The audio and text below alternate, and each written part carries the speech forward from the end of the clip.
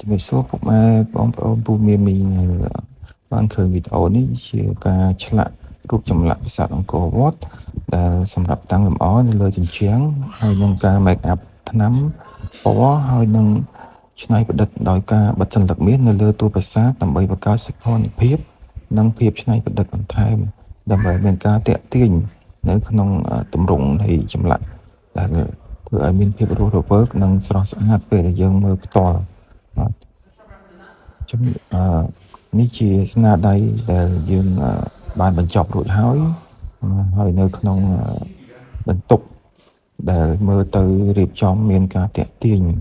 ឲ្យគូផ្សំជាមួយចម្លាក់ដែលមានប្រណិតភាពទៀតដែលធ្វើឲ្យបន្ទប់នេះរឹតតែស្រស់ស្អាតក្នុងការ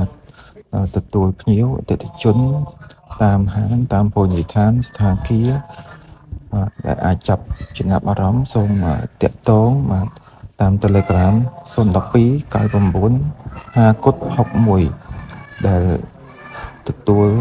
ច្នៃនិង design រចនាចម្លាក់គ្រប់ប្រភេទសម្រាប់តាំងលម្អបាទសូមអរគុណនិងរីករាយ